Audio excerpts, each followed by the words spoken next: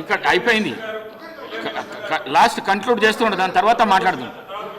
మళ్ళీ అవకాశం.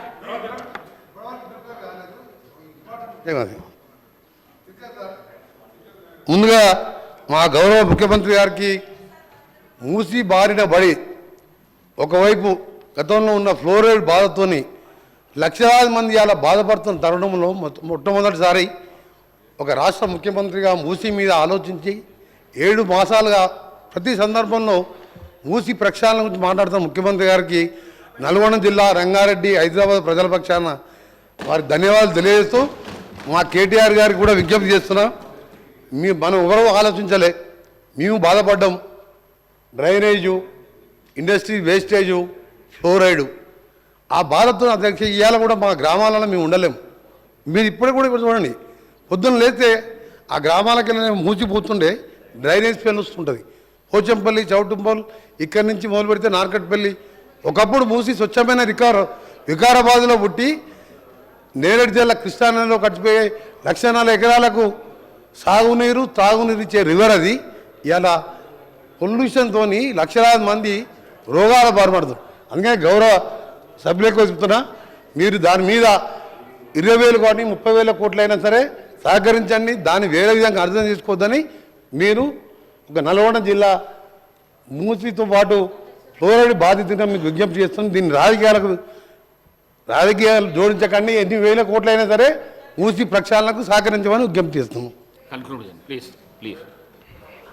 LA minister గారు కనుక ఇంటర్వ్యూని కాకపోతే నాకు చెప్పాల్సిన అవసరం లేదని ఇప్పుడు చెప్పక తప్పట్లేదు. Either LA minister is misleading the house or deputy chief minister is misleading the house. ఎందుకంటే మొన్న డిప్యూటీ చీఫ్ మినిస్టర్ గారు యూనియన్ బడ్జెట్లో మనకు డబ్బులు రాలేదు, మూసీకి డబ్బులు అడిగినామంటే ఇక్కడ నుంచి కొంతమంది అడిగారు మీరు డిపిఆర్ ఇచ్చారా అని. వెంటనే ఆయన ఒక పుస్తకం చూపెట్టి మేము డిపిఆర్ కూడా సమర్పించాము, మాకు డబ్బులు ఇవ్వలేదన్నారు. ఇప్పుడేమో ఎల్ఏ మినిస్టర్ ఏమంటున్నారు, డిపిఆర్ ఇంకా తయారు కాలేదే అంటున్నారు. మరి వాళ్ళకే పొంతన లేదు ప్రభుత్వంలో. నేను ఒకటే అంటా ఉన్నా అధ్యక్ష, ఎన్ని వేల కోట్లు డిపిఆర్ అయినాక పెట్టండి, హౌస్లో పెట్టండి, డిపిఆర్ మొత్తం అయినాక పెట్టండి, చర్చ పెట్టండి. వెంకటరెడ్డి గారు కూడా అన్నారు మీరు అడ్డుకోవద్దు. మాకేం లేదు సార్, 1,50,000 కోట్లు ఖర్చు అయినా సరే మీరు చేయండి, we welcome it, we are not opposing it.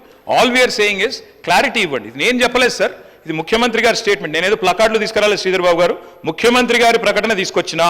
అది కూడా ఆంధ్రజ్యోతి పత్రికలు ఏం రాసిండ్రు, 1,50,000 కోట్లతో మూసీ అభివృద్ధి అనే హెడ్డింగ్తో ఆంధ్రజ్యోతి పత్రిక రాసింది. రాశాన్లో ఏం చెప్పిన అధ్యక్ష, ప్రపంచ స్థాయి పర్యాటక ప్రాంతంగా చేస్తాం, విశ్వనగరంగా చేరుస్తాం, ఎక్కడి నుంచి ఎవరు వచ్చినా హక్కున చేర్చుకుంటాం అని సీఎం రేవంత్ రెడ్డి అన్నారు. నేనేమంటున్నా, నేను అనేదల్లా ఒకటే, మా ప్రభుత్వం ఉన్నప్పుడు 100% ఎస్టీపీల ట్రీట్మెంట్ కోసం, ఇప్పుడు ఎంఎన్యూడి మీ దగ్గరే ఉంది చీఫ్ మినిస్టర్ గారు, 3,866 కోట్ల రూపాయలతో, ఎందుకంటే హైదరాబాద్లో ఉత్పత్తి అయ్యే సివరేజ్ 2,000 MLD, మేము ఆనాడే 2,000 MLD కెపాసిటీకి 100% ఎస్టీపీలు పూర్తి చేసే విధంగా ప్రణాళిక రూపొందించిన. మీరు మొన్న పోయి ఒకటి ఓపెన్ చేసిండ్రు, ఉప్పల్లో నల్ల చెరువు ఎస్టీపీ మీరు మొన్న పోయి ఓపెన్ చేసిండ్రు. సరే పని మేము చేసినాం, క్రిబ్బన్ మీరు కట్ చేసిరు, సంతోషం. కానీ మిగతా ఎస్టీపీలు కూడా బ్రహ్మాండంగా పూర్తి చేసినాము. నేను ముఖ్యమంత్రి గారిని అడిగేది ఒకటే, మరి ఎస్టీపీలు 100% అయిపోయిన తర్వాత అంచనా ఖర్చులు ఈ రకంగా పెరుగుతున్నాయంటే నేను వారిని ఒకటే అంటా ఉన్నా, ప్రభుత్వం రిపీటెడ్గా అంటది అధ్యక్ష. ఏమంటారు అధ్యక్ష వీళ్ళు, కాళేశ్వరం ప్రాజెక్టు 1,00,000 కోట్లు ఏటీఎం అయిపోయింది అని మాట్లాడతారు అధ్యక్ష. గల్లీ నుంచి ఢిల్లీ దాకా ఒకటే లొల్లి అధ్యక్ష. నేను వారిని అడుగుతున్నా అధ్యక్ష, మరి 18 లక్షల ఎకరాలకు నీళ్ళిచ్చే కాళేశ్వరం మీద 94,000 కోట్లు ఖర్చు పెడితే గగ్గోలు. ఉత్తమ్ కుమార్ రెడ్డి గారేమో 1,47,000 కోట్లు ఖర్చు అవుతుంది కాళేశ్వరం. 18 లక్షల ఎకరాల స్థిరీకరణ, 18 లక్షల ఎకరాల కొత్త ఆయకట్టిచ్చే ప్రాజెక్టుకు 1,47,000 కోట్లు అయితేనేమో గగ్గోలు పెడతారు. మరి నేను అడుగుతున్నా అధ్యక్ష, మూసీ సుందరీకరణ విషయంలో ఈ మూసీ ప్రాజెక్టుతో మురిసే రైతులెందరూ, నిల్వ ఉంచే టీఎంసీలెన్ని, సాగులోకి వచ్చే ఎకరాలెన్ని, పెరిగే పంటల దిగుబడి ఎంత, తీర్చే పారిశ్రామిక అవసరాలు ఎంత, కొత్తగా నిర్మించే రిజర్వాయర్లు ఎంత, ప్రజలకు కలిగే లాభం ఎంత, సృష్టించే ఆదాయం ఎంత, తప్పకుండా చెప్పాలా. ముఖ్యమంత్రి గారు పాలమూరు బిడ్డ అని చెప్తారు అధ్యక్ష. వారు నేను అడుగుతా ఉన్నా, పాలమూరులో మొత్తం రిజర్వాయర్లు మేము కట్టినాం, వట్టెము కరివేనా మొత్తంగా ఉద్దండాపూర్ దాకా అన్ని రిజర్వాయర్లు కంప్లీట్ చేసినాం. ఒక పంప్ ఆన్ చేసిన 31 పంపుల్లో. ముఖ్యమంత్రి గారు నేను అడుగుతున్నా, చివరి దశలో ఉన్న ప్రాజెక్టును కోల్డ్ స్టోరేజ్ లో పెట్టకండి, ముందుకు